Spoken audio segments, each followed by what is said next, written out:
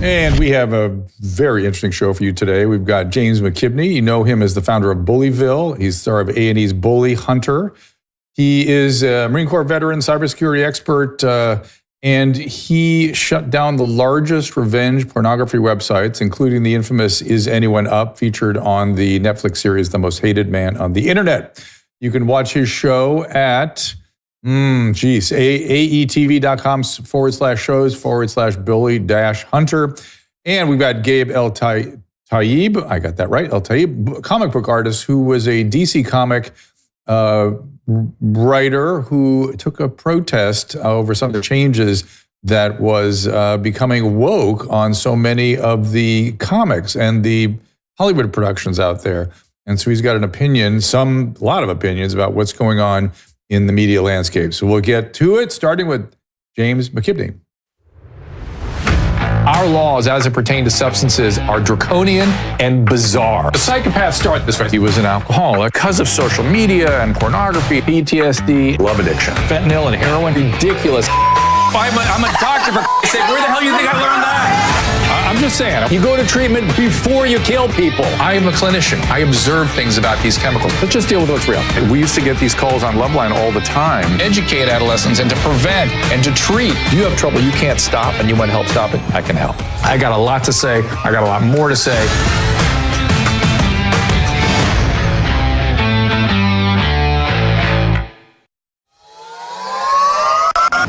I've spent most of my career dealing with illnesses that shorten life, and now we have ways to extend it and extend wellness. I've been working with the team over at V-Shred to develop a product that has everything I want in a longevity supplement. NR Boost has nicotinamide riboside. You know, metal can rust. Well, your body behaves in a similar way. It's mediated through something called NAD. NAD falls as we age, so we're less able to fight off that oxidative process. We oxidize much like that metal. And NAD fights it, but nicotinamide riboside elevates NAD so we can push back on those oxidative stressors, improving health, improving longevity. The other product is Senosync, has fisetin, one of the key molecules to fight off zombie cells, and we've added resveratrol to that, which is a well-known anti-aging antioxidant again. I don't like supplements that have a ton of ingredients. To me, it suggests that none of it's working. When I prescribe a medication, I prescribe that medicine because I expect that to work. That is exactly what I've done with these products. And I want you to go to drdrew.com/vshredmd for 10% off. Again, that is drdrew.com/vshredmd. All right. As I was saying, by the way, if you're going to take one supplement, NR, nicotinamide riboside, everybody, if you're going to take a second supplement, fatty 15. Those are the two. I keep saying it. I don't know why people resist that. Well, Senosync is the next one, but if you're interested in longevity and wellness, I mean, those just are the things you should be taking, and they are well established in the science. All right, James McKibney, founder of Bullyville, A&E's Bully Hunter. He has a new series out, new film. James, welcome. Thank you for having me. We go way back, don't we? So I'll tell people, I had a show called Life Changers, and we used to use detectives and hackers and all kinds of things because I think at the time, our producers were very interested in setting up cheaters. That's right. And that's where we started Cheaterville, where if someone was cheating on you, you could post them on Cheaterville, you could post what happened. And I always used to say, Cheaterville proved that women were smarter than men, because when a guy would post a woman cheater, he'd be like, she cheated, I hate her, blah, blah, blah. When a woman would post a cheater, it was like a CSI crime scene investigation, emails, text messages. By the time you were done, you're like, yeah, that dude cheated 100%. And that was actually the first TV deal I had was with Warner Brothers for Cheaterville. And it was actually, it springboarded from your show. It was because of you that I actually got that contract with Warner Brothers. So I know I've thanked you before, but 12 years later, I want to thank you again. Here we are, and the landscape of television is completely different. Never could have imagined this is where it would be. And we have, cancellations of late night because the business model just doesn't, if they were making $100 million a year, I promise he would not have been canceled. Neither Colbert, nor Kimmel. But they're losing money, so they look for excuses to do it. Seems to me, humbly. But talk to us about the new project. Yeah, so it's called Bully Hunter. And what's really interesting about this first episode, you will be able to, I'll take you down a trip down memory lane. You remember isanyoneup.com with Hunter Moore. He had the largest revenge porn website in existence. It was covered on Netflix, The Most Hated Man on the Internet. It was Charlotte Laws, her daughter, dealt with it, her images that got put on his website. And, she's fantastic. I know you know her. She's absolutely brilliant. She was the one who was responsible for having him thrown in jail. So she deserved that documentary. But because of that documentary I think we actually, Caleb, correct me if I'm wrong, but I think we interviewed her, didn't we? Oh yeah, she was on when here. This was, she speaks very highly of James. Yeah. Oh yeah. Yeah, she's a doctor. So she's a doctor. Going. Yeah, she's brilliant. So after that aired, I'm going to assume someone at A&E watched it, and they realized that this could be an absolute smash hit for a series. So this very first episode, what's crazy about this, we basically identified the original OG of revenge porn. So everyone thinks it's Hunter Moore, and that's where revenge porn started. And what was fascinating about this case is that I identified someone who was doing this back in 2005 on completely different websites. And this is what happened. He would have an ad out there that he was looking for models, and he was paying $60 an hour. So these 18 to 20-year-old girls were responding, and when they would show up on location, they would find out that he wanted them to undress, but he wanted to do it in public places. He wanted to do it on the Mulholland Bridge during rush hour, have a woman get naked on the bridge, and he'd take pictures there in front of a department store, in front of a school playground, very crazy fetish type stuff. And this is what this first episode is about, because unfortunately, he didn't use his real name, so no one could identify him. And what this guy was doing was, instead of just keeping it for his personal portfolio and for the victim's portfolio, that's where he promised that's all they would go to. He put them on all these different websites, and one website in particular with their real names, and it destroyed these women's lives. So this was back in 2005. How crazy is that? Yeah. What does the average person need to know about how you look at the landscape of cyberbullying? And because it has become the way I'm asking the question that way because look, if I opened up my X feed right now, I would be getting just bullied to death all over the place. In fact, I just retweeted someone who accused me of running for Senate against someone who just had a brain injury. And I said, wow. I think that was Oz. That was not me. But the point is, the bullying is so ubiquitous right now. Where do we draw the lines? When do people need your help? How do we understand what the world is like right now? Yeah, and you back in the day said something that has always stuck with me. You said addiction is not a curable condition. And that is what it seems like social media and bullying has become. People are addicted to it. And especially if they're doing it behind a sock account where it's not their real identity and they know that they can get away with a lot. I really primarily focus, though, on sextortion and revenge porn, image-based sexual abuse. So sextortion, I'm sure you probably know this stat, Dr. Drew, but suicide rate is the highest right now between 14 and 16-year-old boys who are getting sextorted online. So they'll get catfished by someone thinking it's a female from another school, and they'll exchange photos. And then you find out it's not a girl from another school. It's a guy who's 40 years old from another country who's now trying to extort you. And it gets pretty crazy. I was just working on a case where not only were they trying to extort the kid and the family, this guy created a website in the kid's name. Let's just say John Smith, johnsmith.com. That's not the real name, but, and put naked images of that child on that site with a counter that said, you have 48 hours to pay $5,000, or here's where this photo is going. And they had the list of all of the parents' email addresses for everyone they worked with at their company. Wow. Brutal stuff. So that's been my wheelhouse. And then obviously image-based sexual abuse, because this one case, the A&E show, it's Tuesday, 9:00 Central. You have to watch it because imagine that this happens to you as a female when you're 18 years old. This guy takes these photos, puts them everywhere with a real name, refuses to take them down, and then She says, all right, I got to move on with my life. She becomes a school teacher in California. She gets her teacher credentials. She gets her college degree. She gets married. She has a child. She has completely moved on and has been removed from this for almost 2 decades. She gets an email in 2024 at her school along with the faculty, and it has a link. And when she clicked on the link, it was all those images from back in 2009. And she had to leave her job because of it. I'm actually surprised that kind of thing doesn't happen more often from people who have left relationships. Or does it? Does it happen more than we know? It happens all the time. I mean, I probably have 1,000 emails a week of people who are dealing with some kind of level of image-based sexual abuse. It's terrifying. And at least Google has stepped up quite a bit, where there's a form you can fill out online on Google if you have your image out there, and you fill it out and they'll remove it. The problem with that, where people don't realize, where that's great that they do that, but those images also live on the dark web. I guarantee you all those images live on the dark web. And as you know, the dark web is completely unregulated. There's no one you can contact to have images taken down. So that's where someone like me comes in, because I'm a total nerd who had no friends in high school. And that's what I do. I help these people get their images down.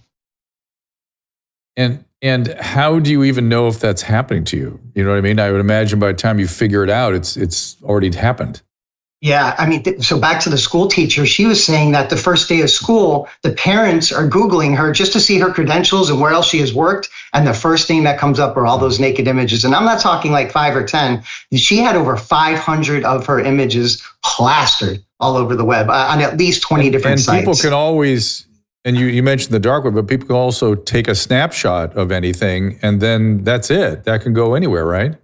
That's right. And that's why, with the Netflix, The Most Hated Man, that thing keeps going viral every September and October, every single year. It goes back into the top 10 because teachers of like juniors and seniors especially are saying, hey, if your parents give you permission, you need to watch this docuseries, so you know that if you're on Snapchat and you send an image and you think that it's not going to be saved, you're sadly mistaken. And here are the consequences of that. And I think it's honestly scaring the shit out of a lot of kids, which is pretty much what you have to do at this point to get through to them. They see that image, they see what can happen. It's not you talking to them about it. They see it on the big screen and see the devastating effects that can have.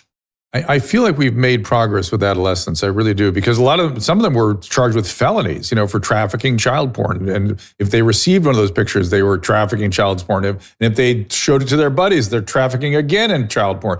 So I think they got that message. I'm wondering what remedies adults have, though. I mean, it's just you. I got to call James McGibney to go after it. Are there legal remedies? So there are. You can hire. So back to this case with this woman, she hired an attorney to try and get these images taken down, and she spent thousands of dollars and got nowhere with it. A lot of these guys who run these sites, they don't care about any of that. They don't care about cease and desist. That means nothing to them. So, do you remember that story? I think you remember with Hunter Moore, when Facebook reached out to him when he was in his heyday with his Anyone Up and sent a cease and desist because his followers were finding out where that victim, where her parents worked, her home address, work address, and they were posting it underneath the photos, and millions of people are stalking them simultaneously. They sent a cease and desist, and you know what Hunter's response was? He sent a picture of his penis. That was his response to Meta. So that's the type of person that I deal with on a daily basis, someone who gives 2 shits about the law. That's a good human being. But I'm guessing that's the person that would engage in that kind of extortion, even if it's one-on-one, that's that kind of person, right? Yeah, and I remember you interviewed him. You interviewed him in Charlotte right after everything went down, and you shredded him, but Charlotte absolutely destroyed him, just completely calling out all of his bullshit. He was trying to worm his way out of it, and that was a fantastic interview. I don't know if you remember it, but between the two of you, doctors were just... I didn't know the full... I couldn't, until I don't think the documentary was out yet, or I hadn't seen it or something, so I didn't get the full spectrum of what he was up to. But I think we did that on HLN. Is that possible? That's right. I think that's where that was. Yeah. That was. Yep. Yeah. And I remember the thing that got me was how full of shit he was. That's what got me sort of going. It's like, wait a minute, come on now. So, but and let's go ahead, sir. Go ahead. No, you go ahead.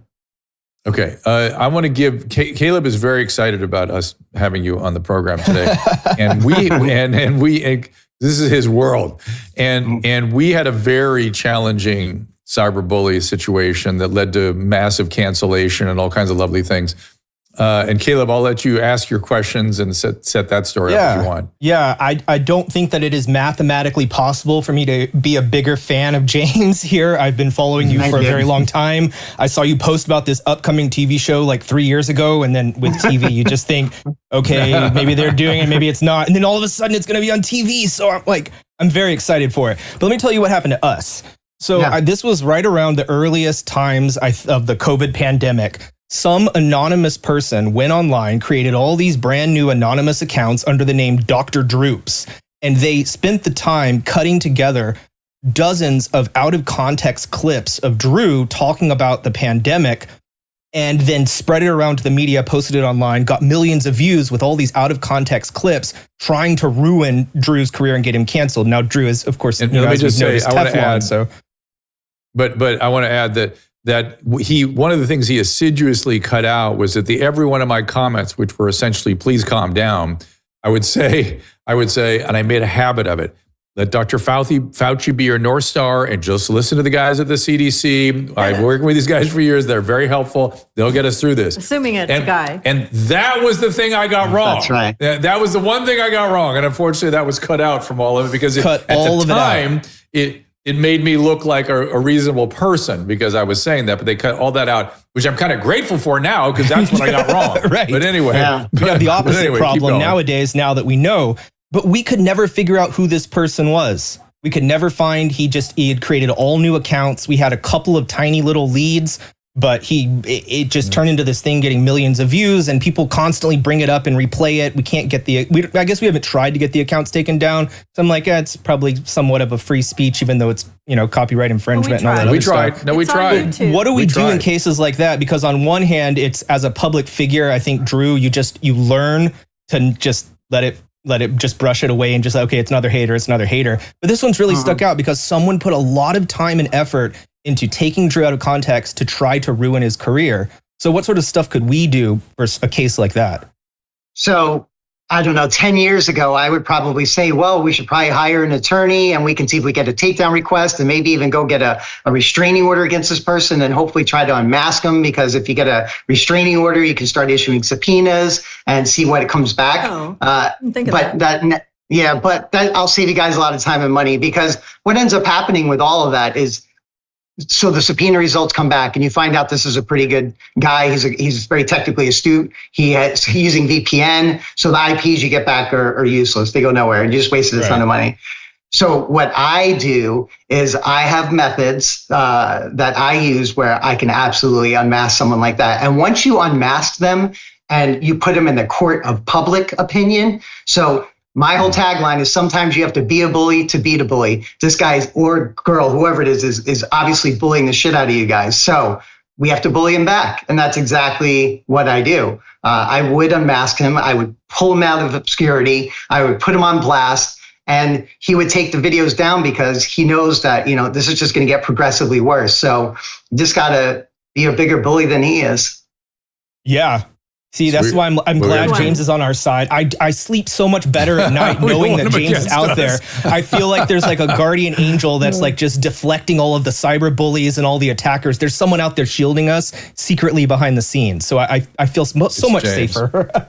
I have other questions though, Drew. Sure. We still don't know who the guy is. Or the gal we have no idea. Well, let's offline go through it, and I'm very positive I can figure it out. Oh, crazy! That would be a joy. So I think I know who it is. But you know what? We could do an entire episode on it, of unmasking him and putting him on blast. That could be an entire episode.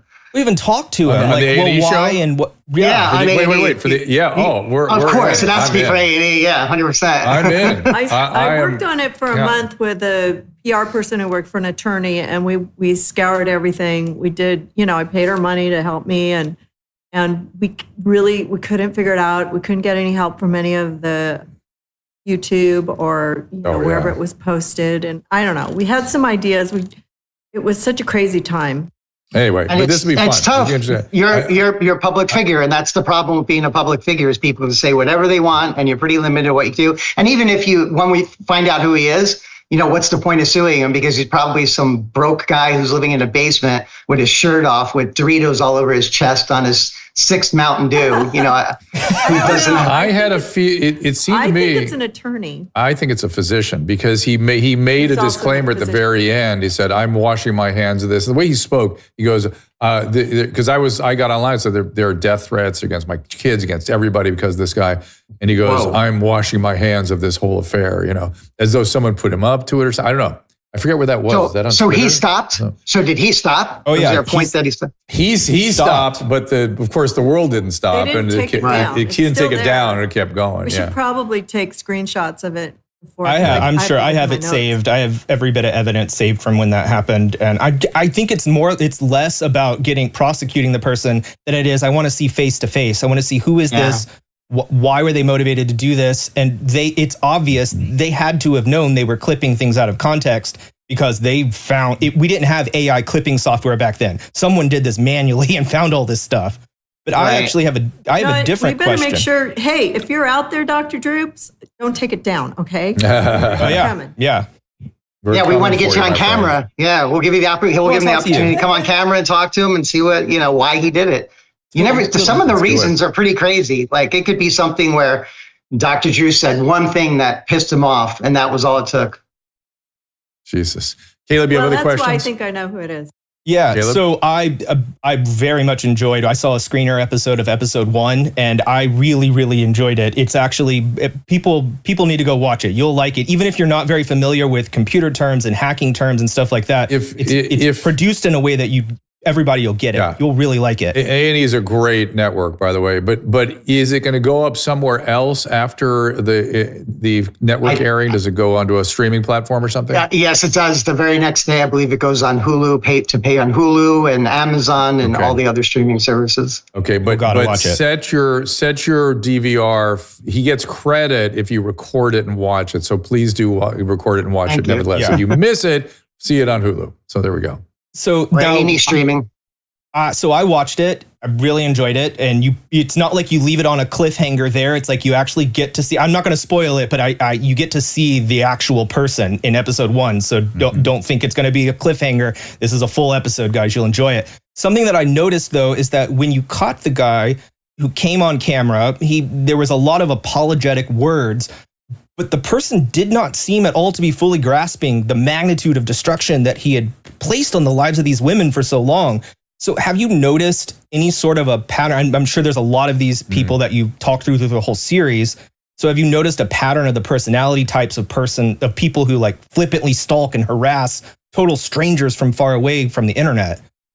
Yeah, and it was interesting. You're right, because I did get him to apologize. It was great, but I had people ask me like, "You're a Marine. Like the second you saw him, why didn't you just knock him out?" I'm like, "Well, starters, I would never do that. Violence solves nothing." But you got to keep in mind, this guy had over 1,000 photos of all these victims, especially those 3 that were on there. And he was an asset to me. I was at Quantico, Virginia in the Marines for a while, and I work with the FBI a lot. And at some point, when you're dealing with people like this, you can't think of them as people. They are an asset. And as an asset, I need him to help me take these images down because he runs the sites. So I don't, there's 2 ways you could go about it. Trying to get him to, do it the legal route or, the Bullyville smash and grab route. So I know. You buy his domain. Yeah, I know A&E would prefer I do the first route. So that's the route I try and take. But have you noticed any patterns with anyone that wasn't in the episode 1, have you noticed patterns amongst the personality types of people that do this type of crime? Like, do they not care? Are they sociopaths? For sure, sociopaths, but it's so much more than that. You can always find out from a psychological profiling perspective, they always, somewhere along the line, a woman broke their heart. So this guy, I know his backstory and I know what happened to him, and they take that vengeance and revenge, not only out on the person that they were dating, they just go apeshit, as you'll see in episode 1, and just go after anyone and everyone. He didn't know any of these women, by the way. He had never heard of them. He had never interacted with them, nothing. And he just decided to destroy their lives. And what was really sadistic about it was in the comments of the post, he would say things like, share this far and wide. I want you to humiliate this woman. I want you to degrade this woman. He used humiliate and degrade probably 40 times within all the posts. So that was one of the ways I was able to identify him. I have a database that I use, nerd shit, where I will study the vernacular of someone's speech. So for example, someone at the end of a sentence has 2 spaces before they have a period. That might sound like, well, if you find a whole bunch of that and the certain words that they use, and Dr. Drew, you know this shit very well. You're a pro at it. So that's basically, and that was the other thing. I had to try and find someone from 2000 that started in 2005. It's not easy to find a digital footprint from someone from decades ago. And the other thing that was tough, the victims all knew one thing. They knew the first initial to his first name, and that was it. So I had to go from billions of people so I find the one guy, I find the main guy, the photographer. I'm like, I got him. And then out of the blue, there's the second guy. And I'm like, who is this guy? And law enforcement was working on this. They had an open case, but they could not figure out either of this. They knew there was one person, but they didn't even know there was a second guy. So now I find 2 guys that are tag teaming, and they're destroying these women's lives. Whew. So we just proposed an episode for you where a male is getting cyberbullied. Is everybody, all the other episodes about women?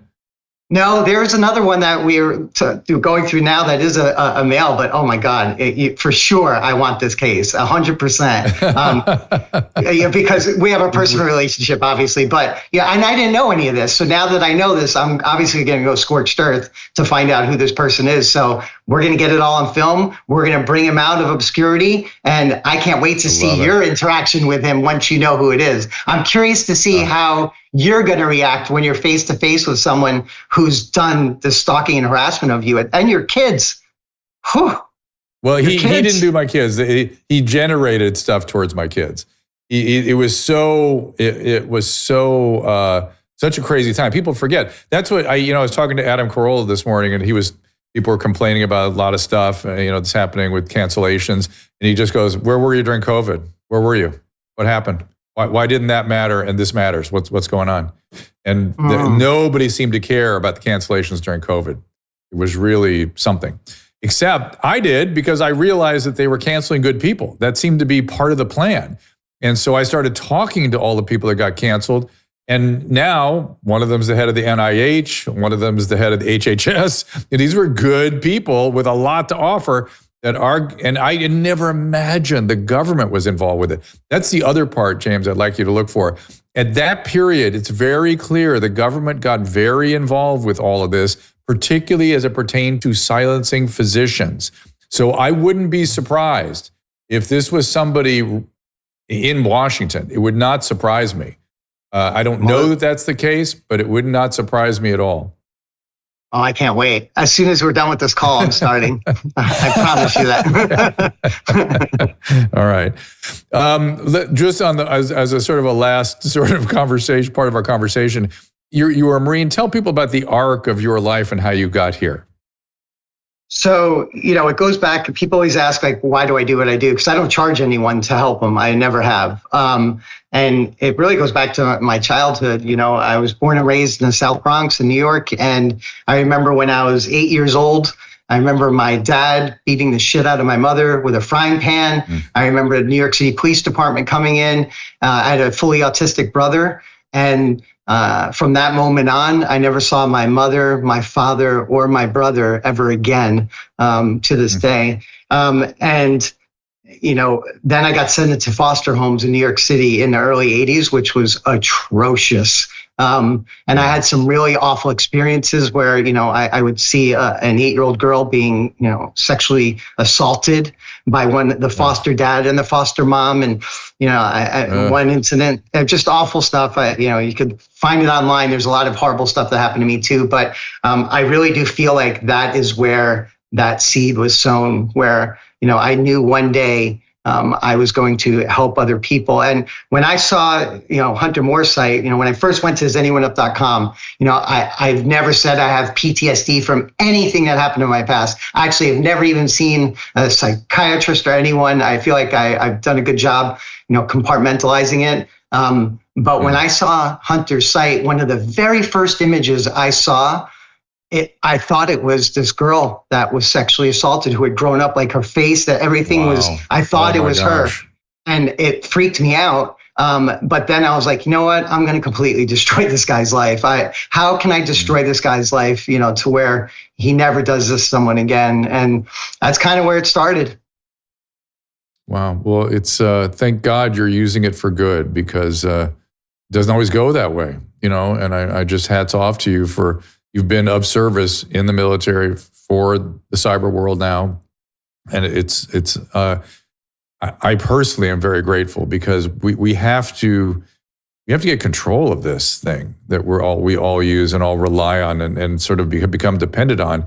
And there are so many pernicious, problematic, I don't have enough vocabulary to sort of, what I'm talking about. There's just bad things happening on the internet all the time. And we have to, we're all, I don't know about you, but I'm a free speech absolutist, so I don't want the government really doing it. But we got to figure out a way to corral this thing, And as you said, even just having your movie for junior high school age kids, there's something that's doing it. That's the kind of creative solutions we have to come up with. And then we have to make people pay who make it a toxic environment. Yeah. Can you imagine being a kid in today's environment, growing up, and just the pressures of high school, and we're such a digital society. When I grew up, I didn't have a phone, and I would ride my bike from 9 a.m. till I came home at dinner after dark. It was a completely different world than it is today. It's tough being a kid. That's for damn sure. Yep. I'm watching a lot of enthusiasm for you on the restream here, so thank you for that. Let me look. They're also mentioning somebody else we interviewed here. I forget her name now. The woman that's going after Pornhub or all the hubs. She too has grave. Have you ever worked with her? The woman that is. Oh my goodness! We got to put the two of you together. Do you remember who that was? The name, Caleb? I'm looking it up. I forgot. She has a name that's hard to pronounce, but she is single-handedly taken down hundreds of thousands of hours of material that was put on these hub sites that was not consented to. It wasn't explicitly consented. Awesome. Somebody they had ways of just being able to put shit up, and she has single-handedly gotten rid of a lot of that. So somehow that's awesome. Layla Mickleweight. Layla Mickleweight. Yeah, Layla Mickleweight. That is her. Yeah. I have heard that name. I will. Yeah, that's awesome. And once you give a woman her power back, look out, right? So, I can't wait to hear her backstory to see what happened and how she got involved in it, because I'm sure there's a really good reason why she did. And I wish there was more people like her. I don't know her, but I'm looking forward to meeting her. Super, super bright person, and just very, as a friend of mine said to me, he was a Jewish gentleman. He goes, "What's the difference between a Jewish grandmother and a pit bull?" He goes, "The pit bull eventually lets go." And Layla is one of those people. Am I pronouncing? Awesome. Wasn't her first name pronounced a little differently? It's like Lila or something. It's pronounced a little differently than it looks. Yeah, I thought it was Layla. I thought so. It's Layla spelled like Layla. I'm curious, James, if you're staying on top of the NVEs, the nihilistic, violent extremist groups. What is this? I don't want to say their names, but yeah, I know what you're talking about. So I get approached a lot. I'm gonna tell you guys a quick story. I'm gonna preface all this. I am not into politics. I don't think I am smart enough to have intellectual conversations about either side, because I just don't know enough. And it seems like such a time suck, and I'd rather help kids and women and stuff like that online than deal with politics. Having said that, there was an argument that was going on online between a woman who was Republican and a woman who was a Democrat, and it started to get pretty heated. And then this is factual information. I'm not taking sides. I'm just telling you that factual story. The woman who was a Democrat went on the dark web. She paid $5,000 for a professional stalker, which is a real thing. You can go get one at any time on the dark web, and paid $5,000. And let me tell you, she got her money's worth, because within 24 hours, the other person's email was hacked. Her husband's email was hacked. The school got hit with a bomb threat. She was swatted. Oh my God. Her entire life was over. And that was the only time I ever got involved in anything political, trying to help that out, because, you call a bomb threat to a school, and I'm absolutely going to get involved. But it's such a toxic environment. So I'm going to avoid your question because I think you know my answer. Yeah. That's why we're not, I don't allow people to say the names of the groups here because I just don't want them coming after us. I know the groups. We're aware. Yeah. And I just stay very clear of all of that because I don't want to say it's a waste of time, but other people go after it and God bless them for what they're doing. But I would rather use my time to helping women and kids. Right. And what I've noticed a lot of the people in these Dr. groups, Drew. Right. The people in these groups also tend to be kids themselves. So that's why it extra complicates it, is because it's kids causing suffering in other kids. Yeah. No, they should be. There always were consequences for actions at every age. I mean, there's got to be consequences. We can't live in a zero gravity environment that fosters sociopathy and problematic behaviors. Susan is bringing out all the Droop stuff I see here and sending it to Caleb. Maybe you can forward all this stuff that she's texting us to. I will. To Jane. You will. I will. and Susan, do you want to read or make public your comment here about the commenters?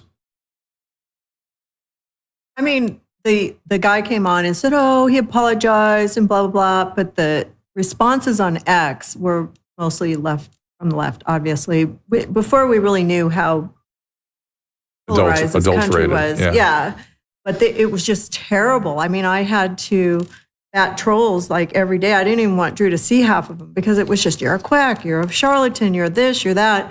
We lost, a ton of followers. But it was just like, wow, it's how people just turn on you and they just have to tell you what they think of you, how you're a horrible person. And, it was scary. And I honestly lost sleep for about a month trying to find this guy, and it's still up there. I mean, what's amazing is it's still up there, and we weren't allowed to say the word ivermectin on YouTube without getting a strike, but this guy could keep his video up for the last 6 years. So I just don't understand.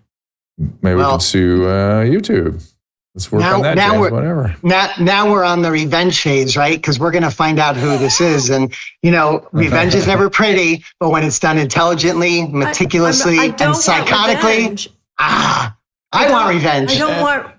I don't want revenge. Susan, we've waited cautiously. It is best served cold. I just want justice. I want to know who it is, because I was like, is it an inside job? Was it somebody we know? I worry that it's the government, and if that's the case, I want to blow that all over the place, because that is disgusting. I don't if the know. government's doing this to citizens. We had kind of a little riff with a group right before that, and then that just stopped. It ended, and I was like, well, where are those guys? Why aren't they still coming at us? And I almost feel like they realize that they might have I got to get to Gabe. Gone over the line. We've gone too far with this. I'm not going to say who. Thank you. I'm not going to.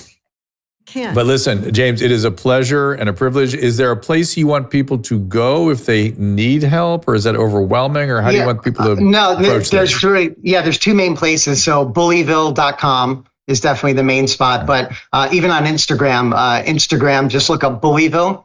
The handle BULLYVILLE.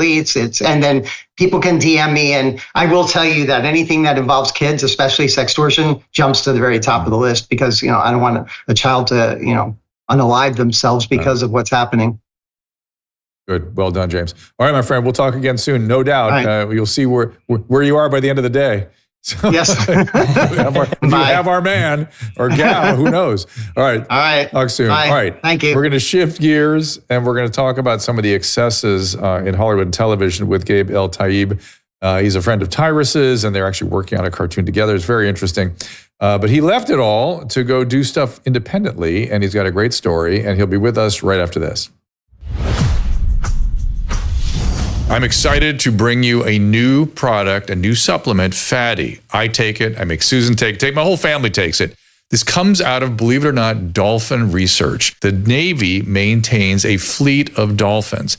And a brilliant veterinarian recognized that these dolphins sometimes developed a syndrome identical to our Alzheimer's disease. Those dolphins were deficient in a particular fatty acid. She replaced the fatty acid and they didn't get the Alzheimer's. Humans have the same issue, and we are more deficient in this particular fatty acid than ever before. And a simple replacement of this fatty acid called C15 will help us prevent these syndromes. It's published in a recent journal called Metabolites. It's a new nutritional C15, pentadecanoic acid it's called. The deficiency that we are developing for C15 creates something called the cellular fragility syndrome.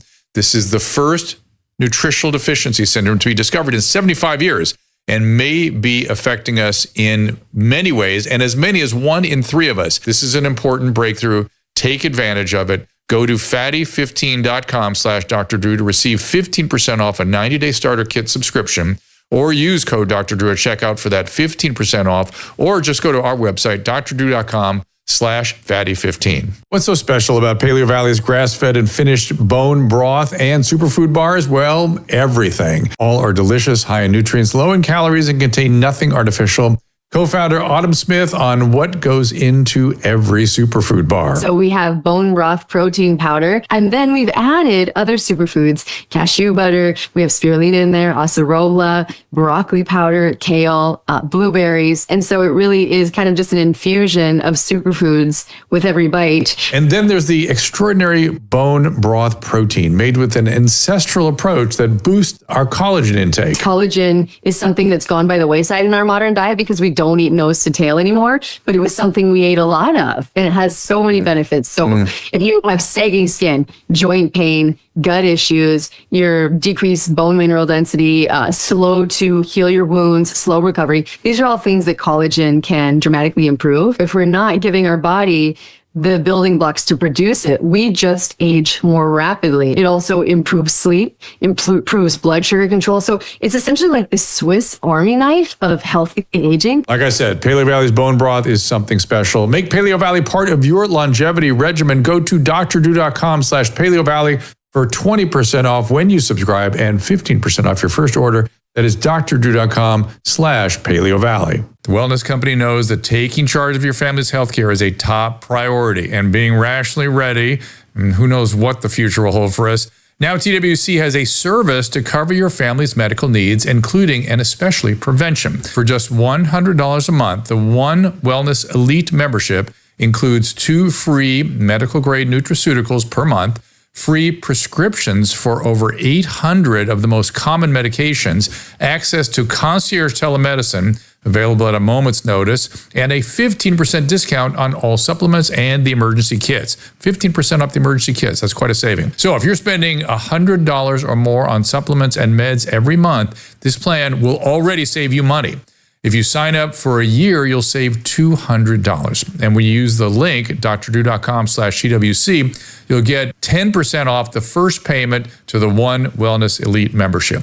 Check out One Wellness at drdrew.com/TWC and get 10% off your first payment. drdrew.com/TWC. It's all there. Smell is sexy. Or sushi. Or Dr. Drupinski. What?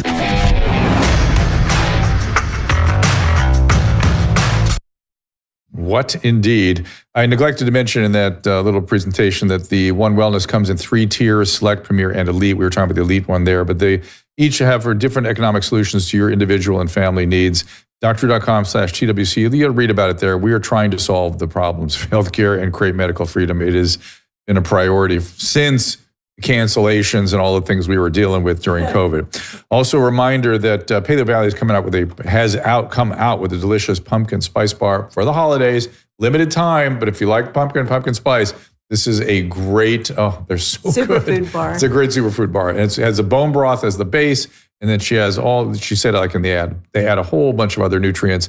In terms of, you see these bars they sell at the gas station and stuff, they are nothing compared to what Autumn is so carefully, put into these bars. All right. Broth. Get it. All right. So my next guest is Gabe El Taib. He is a comic book artist. He left DC Comics in protest, particularly over the changes in Superman, and he's got an interesting story, a lot to talk about. Gabe, welcome. Hello, how you doing? It's a real pleasure to be here. I've been a fan since I'm 47, since I was about 18 years old. I started listening to Loveline. I do have a confession. I am Dr. Droops. It's me. Oh, well, that makes it pretty easy. Let's go on the A&E show with James. We'll just talk it out. Kidding. But thank you for having me. It's thrilling to be here. 18-year-old me would be over the moon. And so I don't forget, talk about the project you have with Tyrus. Oh, okay. So yeah, I left DC Comics. I was an artist there for years. And I do my own graphic novels now that are more family friendly. You know what I mean? We don't have the gore and the sex and the cussing. And they're more uplifting, more in the style of 80s action movies like Lethal Weapon and Indiana Jones, all that. And I have The Unstoppable Tyrus with Fox News superstar Tyrus, who you were visiting with last night. And I also have done Dean Cain, All-American Lawman, with my good friend Dean Cain. He played Superman forever on TV. And I have another one, Empyrean, Earth Illuminated, is a sci-fi husband and wife team taking down an evil dictator on a planet in the far-flung future. And it's really fun stuff. Nice. I want stuff that's good, first of all, entertaining, and secondarily, it has good morals in it and good lessons for people. But we don't preach at you. We're not hitting you over the head and making you feel like we're lecturing you. We're just entertaining you first, but we give you great morals, so. Right. It's not moralizing, it's morals to the stories. And, right. And you very kindly sent us a couple of your comic books. Do you do all that art yourself? I do some of it, and I have another friend that draws some of it too. I do a lot of the coloring. I hire guys to color. So the answer is yes, some of it. I only have two hands though, so I can't draw that many books at once. But yeah, it's a lot. It was a lot. It was very elaborate. I'm like, whoa! It didn't seem like one person could do that. So good. I'm glad. Well, it comes off very cohesive. Yeah. I do write all of them, and I do the lettering and all that, and I do a lot of the coloring, and then I split the drawing with a friend of mine who's a 30-something year veteran of animation at Disney and a comic book artist also at Marvel and DC and all that. He's a great animator. He's my mentor, actually. Even though I'm his boss, he teaches me a lot about art still. He's older than me, so. And so I want to hear the story about why you left and how you left, but this talent has always kind of fascinated me in that I kind of feel like people that can do what you do sort of learn, it comes out early before it's actually trained. Is that true? Like you're drawing stuff when you're in junior high school and creating things I could not do. Like I could not do any of that. And you'd create characters and things, I bet. Well, yeah. I mean, my earliest memories of drawing, I was about 3 or 4 years old. And I just like to do it. I think God puts that in you, a natural affinity for it. You're not good automatically. Maybe you're better and you learn faster than others, but you still have to learn. I always tell people it's like being tall. That's not going to put you in the NBA, but it's going to help. So when you have artistic sensibility, it's like being a singer. You have a good instrument, but you have to train it. You can't just. It needs to be shaped. Right. So yeah, I think us artists, we have our brain works that way. We can figure out what lines are important to put on the paper to make a successful drawing, but we have to hone it. It's a lot of time bent over a drawing desk, many thousands and thousands of hours still. I bet. So what happened? What made you leave? What did you see? What are your concerns? Let's have it. Spill the tea. Well, it's really going back to the Charlie Kirk thing has really made it resonate for me again. 4 years ago, I walked away from DC Comics because they wanted to change Superman to get rid of truth, justice, in the American way and truth, justice in a better world or whatever. The postmodern people, they always want to take the successful thing and then put their modern twist on it because they're not good enough to make their own character. So they want to make the woke version of the existing character's fame. And they also had a storyline where they wanted to explore the bisexual romance of Superman's underage son. I'm not a bigot. You're gay, you're straight, you're whatever. I don't care about that. I care, A, it's sex. These are comics for kids. B, it's an underage character. I'm not doing that. So I was graceful. I wrote them a letter. Thank you. I worked, making art for them for 15 years. They were nice about it, but I spoke out publicly about it and then they flipped. They got really mad at me and it didn't end well. It was big news. It was global, viral news for 3 days. I was getting emails and phone calls from Europe to do interviews there and all over the news. They wanted to talk to me. It was on Fox and Breitbart. I've been everywhere since talking about this, but I'm a Christian and I couldn't go to church on Sundays and make this stuff for them on Mondays. I couldn't live with that. The way I was raised, what I believe in and all that kind of stuff. It didn't sit well with me when they finally asked me to make stuff that was just not morally compatible with my values and the way I was raised. And there's always been creating a lot of noise. Were other than creating a lot of noise, were they threatening to you? No. But I mean, they were unkind. But you know how it is. You've worked in entertainment and all that for decades with the big companies, and there's complete hostility to Christians and conservatives. They are outright disgusting to us and very rude. And, you know, I remember being at a rooftop party at the San Diego Comic-Con, and my editors talking to my wife and I don't remember what the conversation was about, but it was something political. We were not arguing. It was just talking about the news. And he said, "Oh, you know how these stupid effing Christians are." And I just look at him like, "Hey, we're going to go over here and get another hors d'oeuvre or something." You know, like, "I'll talk to you later, buddy." And, you know, they make tons of comics where they mock Jesus and they mock America. And the white guy's always the bad guy, and Republicans are Nazis and racists. And they use it, and it's, you know, it's dangerous rhetoric. You know what I mean? And when Charlie Kirk was killed, murdered on Wednesday, Gretchen Falker Martin, a far left person who's writing a new Batman series for DC Comics, said, "Oh, I hope the bullet that hit Charlie was okay." Tweeted that out and just was mocking him and all that kind of stuff. And that's de rigueur for DC Comics. They always vile and disgusting to Christians and patriots and all that. And I text Jim Lee, the vice president, the big boss over there at DC Comics, the man that hired me. He was my hero as a kid. He was my favorite artist, and he hired me when I was in my 20s. So I have his number. So I didn't want to tweet at him or Facebook him or whatever. I wanted him to see it. And I sent him that tweet or post from this writer, and I said, "So when's the condemnation? When's the firing? This is insane." And to their credit, they fired this person the next day, but they never made a public announcement about it or anything. But it's just what goes on. There's still an upcoming Batman comic in a few weeks where Batman's on the cover and he's facing off against a bunch of people in white hoods. It's like, that's supposed to be you. That's who that's supposed to be if you're conservative. And that was pervasive when I worked there, all the storylines and all the stuff like that. So to me, I can't work with people that are going to further that are going to make things dangerous with that rhetoric.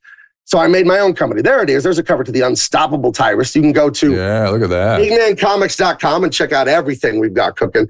And I wanted to make stuff that I was raised on. I wasn't allowed to watch all kinds of bad things or listen to worldly, secular things growing up. My mother was very strict that way. We didn't have TV. We had like 5 VHS cassettes. And she didn't let me marinate my brain in filth, what she considered filth. And now as an adult, I consider it that way. And I want to make stuff like that. So when you say family friendly, people get, turned off. It's for babies. No. It's family friendly in the way the 1977 Star Wars is. An adult will watch that and love it. It's fully engaging and sophisticated for adults. But a 7 or 8 year old can watch, and it's safe for them to watch. And they kind of get the story, and they have fun watching all the spaceships and lasers. That's the kind of entertainment I'm making, and the kind of entertainment that people need. Because Dr. Drew, entertainment is one of the most important things in our culture, and people are going to watch it no matter what. So we have to offer good alternatives. And the right, the conservatives, the Christians, they turn their back on the arts. They say the arts are evil. It's dirty Hollywood. It's devil music. So as conservatives, we don't raise people who are good artists, because we always say, it's frou-frou, it's wimpy, it's weird. And then the right doesn't have any representation in the arts. So you cede the cultural battleground to them, and nothing is more influential than the arts. Interesting. That's really interesting. Where do you think the disdain for Christians in general came? Do you have a theory about that? Because I've noticed that moderate friends of mine that have sort of a recoil against any right-leaning points of view will almost immediately reference the excesses of the Tea Party in the 80s and the moralizing and the Christian, forcing Christian fundamentalism as they saw it at the time. Is it still under that shadow of that sort of brand, and that's why they feel disdainful, or has something else happened? Well, I mean, you're asking a Christian, so I'm going to give you a spiritual point of view on it too. But I do think when you are the kind of Christian who is moralizing people, Drew, if you don't go to my church, you're going straight to hell, and so's your whole family. Right. That's not leading with love. Right. That doesn't win anyone over. That doesn't help. When you want to persuade people, you say, hey, I know you're doing X. I got Y and Z over here, and they might be better. Why don't you take a look at this? It's worked for me. That's what I'm offering with my artwork. You know what I mean? The stories I write. I want them to be impactful. I want them to be entertaining, though. So I think there's that. And I think there's the spiritual aspect to it, which not everyone believes in, but I do, where it's, people who hate God, of course they're going to hate Christians. People, I believe this. I believe you believe in God, or you believe you are God.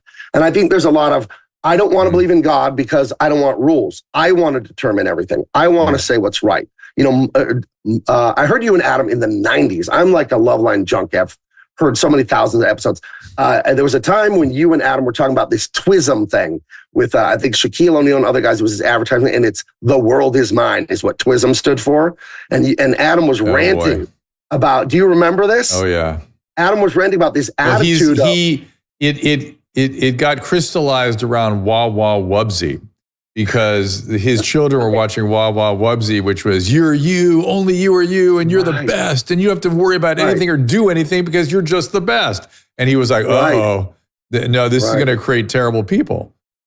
Yeah, and look, I hope everyone is enjoying the post-father, post-patriarchal, post-Christian America. I hope everyone is enjoying it to the fullest extent.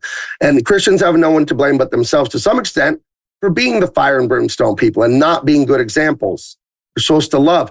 You call out evil, you do, but you don't tell people they're trash, they're going to hell, they're irredeemable. That's not what Christ told us to do.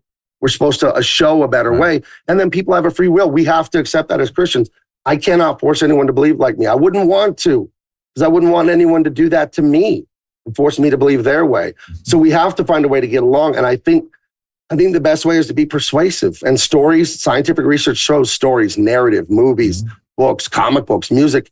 It's the most potent form of persuasion. Because all art is, Doctor, is patterns. And when your brain recognizes a pattern, you get a dopamine hit, right? That's why art gives you pleasure, because pattern recognition is survival. So our bodies are made to get dopamine and I think oxytocin. You would know better than me. You know all the chemicals and all that. But we get pleasure from entertainment because we're recognizing patterns. And if I'm really good as a writer, artist, actor, and I make patterns with my story, but they're evil messages, you still get pleasure. And then I convince you my evil ideology is true. That's why people should guard their mind and not let filth in. Because to say that the Hollywood people that make filth are bad at their job, you're kidding yourself. All these filthy movies and music, they're amazing actors, amazing writers, amazing musicians, but the message is vile. And it brainwashes people. We know this. You know this from all the behavioral study and counseling that you do. You know what media does. But it's interesting the way you're framing this, in that, music and media since 1960s have been moving in sort of what I would call an antisocial direction, right? So anything, the bad guy's the good guy, and there's all kinds of antisocial messaging, right? And going back to your construct of art being about dopamine reinforcement, the most powerful thing for the brain is not something we like, but change. Like, our eyes are designed to see, we differentiate lines. Right. We don't really, that's what fires our brains off, right? And so the same is true of everything with our brain. So a very easy way to get the brain to go, whoa, is with an antisocial message, because that seems so arousing, so contrary. It's much harder to do it with a story that is not going that direction. And so while you're pointing at the fact that these people are good at what they do, which indeed they are, but they're taking a cheap approach. They could do better. They could do better. Absolutely. And I think as an artist, again, as a Christian, God gave me a gift. Now, did he give me a gift to write and draw to hurt people's lives? If I go make woke content, say, hey, you're gay, you're black, you can't make it. The white man's going to get you. If I'm good enough at writing, drawing, acting, singing, I will convince people that's true. And if you convince me I can't win, then I'm going to give up. Because Gabe told me with his song, with his story, with his book, white man's going to get me. What do I do? Screw it. So you have a responsibility as an artist not to hate your fellow man. You're supposed to love your fellow man, right? And when I make good art that tells you, you know what, Drew, you can do it. You can be brave when you're scared. That's me loving you when I make stuff like that. And that's what I'm supposed to do with it. I'm not supposed to make hateful messages to tell you, oh, you can't do it, you're gay, and then you give up. That's awful to tell people that. Absolutely. So let's talk about, we both said we are free speech defenders. Jimmy Kimmel, people are saying, was been silenced because of some sort of an attack on free speech. From what I can see, this was more of a business decision, right? It was that the show ratings were down, ad revenues down, costs are up, just a basic business thing. But to be fair, he says something provocative, And it is the first thing that happens is that Sinclair group, which is a Christian group of stations under ABC, which have responsibility for their local audiences, said, this is not conducive for how we want to represent or how we want to serve our local community. We're no longer going to take this show. And another station group did it, and then ABC pulled it. Now, do you blame, is it business? Is it the direction of the FCC saying we're going to have to look at this? I know for a fact that Trump didn't even know about it till after it had happened. I've got that from an excellent source. So how do we make sense of all this? I don't like cancellation. I got to tell you, I don't like it. I'm sort of against it. That's what we were just talking to James about. But how do we understand what's happening? Is it just business as usual or something else we should be alerted to? Well, I get a royalty check from Disney and Warner Brothers every quarter. You probably do too, because we've worked for all these companies. Everything is about money with them. You know that. I know that. That is always the answer. They're going to do what's best for Mauschwitz. They're going to do what's best for Mickey Mouse, not Jimmy Kimmel. That said, I'm not a lawyer. I'm an artist and a writer. I have an art degree, not a law degree. It was explained to me that the FCC has special rules for ABC, NBC, CBS, the broadcast guys that get to use the airwaves for free. Yes. And these laws are 90-something years old. And one of them is you cannot knowingly lie about a crime or catastrophe. So that is the rationale that's given to me, that allegedly Jimmy Kimmel has lied about a crime, knowingly lied. That's against the FCC regulation. They could lose their broadcast license. So Mickey Mouse is like, we're not going to risk that. So that's how it all makes sense to me. Interesting. That's interesting interpretation. So I'm just trying to make sense of everything. But it's usual big corporations just protect themselves. I mean, people have to understand that. That's how corporations are extremely risk averse, like extremely. Of course. And I'm sure Disney is no different. Okay, well, listen, Gabe, we support your work. We support the T-shirts that you sent us. Thank you for that. And I know, Tyrus's friend is my friend. Where should we look for you? What do we want to accomplish going forward? Well, I want you guys to support me in this, because the arts have been just taken over by far leftists. I don't mind normal Democratic left-wing people, but you know what I mean. Authoritarian, cancel culture, subversive types, right? Joe McCarthy was right. Everyone owes that guy an apology. The institutions were taken over by these guys. Go to bigmancomics.com. I have the best entertainment you're going to find. I'm an award winner. I worked for Disney, Warner Brothers, all that at the highest level. Me and the other artists I hire, we do the best work. We do work as good or better than anything you're going to get from Marvel or DC Comics. And you can hand it to your kids and grandkids. You don't have to worry when you flip the page that I've done something awful and obscene. Your kids are going to read it. You're going to read it. You're going to feel, first of all, a ton of pleasure from the entertainment. You're going to feel inspired. You're going to feel uplifted. You could contribute to something great. Right now, I'm crowdfunding a sci-fi book, Empyrean, Earth Illuminated. A husband and wife team. They found out a secret to overthrow a dictator in deep space. I've got Dean Cain, All-American Lawman, with Mr. Ice Agent, Superman himself, Dean. It's a James Bond, Indiana Jones, Lethal Weapon adventure. That's really fun. You can pick that up. And The Unstoppable Tyrus is coming later in the winter. And I've just got more and more books coming. But they're graphic novels, about 115, 120 pages. So I write them in the style of a 2-hour Hollywood movie. I write them like that, 2-hour. They're very high quality, super high quality. And you got a couple, right? I mailed them out to you. Yep. Okay. Yes, very you did. Cool. Very. Thank you so very please, much. if you could see me, follow me on all socials, like my stuff, retweet it, thumbs up on YouTube. All that supports me in my mission to make quality entertainment that you can have for your family. And order books. Special deal today. You can order as many books as you want on my website. I won't stop you. I won't limit the amount. I am limiting. That is big. It is bigmancomics.com. Yeah, I'm 6'4", 260 pounds. I named it after myself. So it's bigmancomics.com. After your image. Also Big Man Comics on X, and then YouTube at Gabe El-Taib. It's E-L-T-A-E-B. Hang on. E-L-T-A-E-B. Yeah, there it is. Okay. It's Beatles Gabe, spelled backwards. In person. Oh, look at that. Yeah. Interesting. Oh, that's easy. Yeah, but I'm a Beach Boys guy myself, not a Beatles guy. I'm a big Beach Boys guy. All right. Well, we won't hold that against you.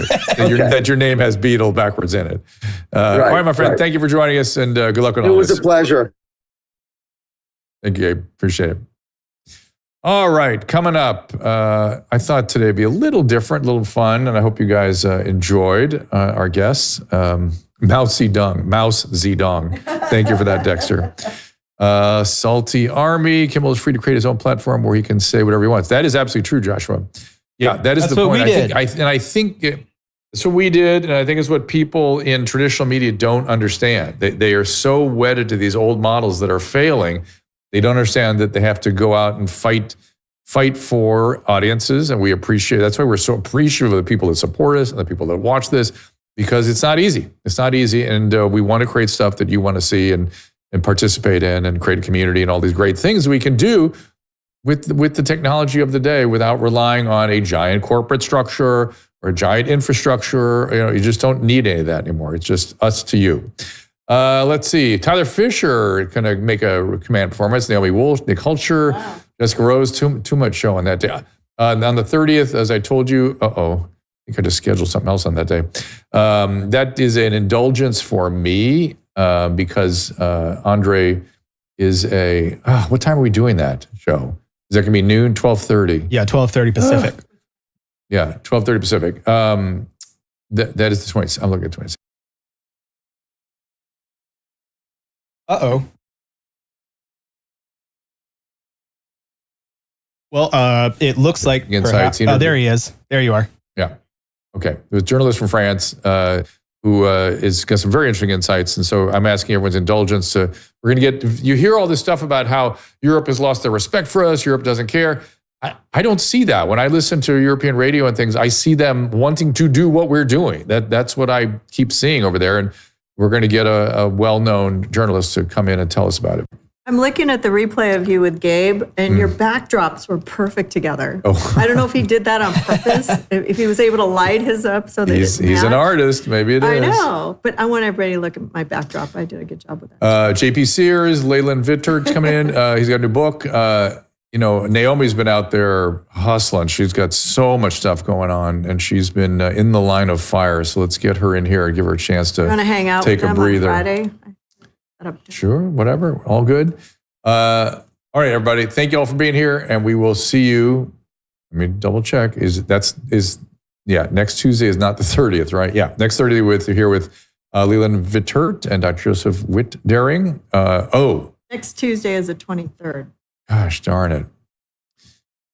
I don't know what that's all about. This is a crazy week. It's 3 guests. It is Mark Mitchell. We got Bradley Thayer. We've back got to the old Tyler habits Fisher. again. Yes. Yes.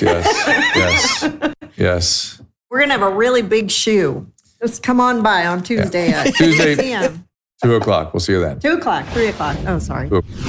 Ask Dr. Drew is produced by Caleb Nation and Susan Pinsky. As a reminder, the discussions here are not a substitute for medical care, diagnosis, or treatment. This show is intended for educational and informational purposes only. I am a licensed physician, but I am not a replacement for your personal doctor, and I am not practicing medicine here. Always remember that our understanding of medicine and science is constantly evolving. Though my opinion is based on the information that is available to me today, some of the contents of this show could be outdated in the future. Be sure to check with trusted resources in case any of the information has been updated since this was published. If you or someone you know is in immediate danger, don't call me, call 911. If you're feeling hopeless or suicidal, call the National Suicide Prevention Lifeline at 800-273-8255. You can find more of my recommended organizations and helpful resources at drdrew.com/help.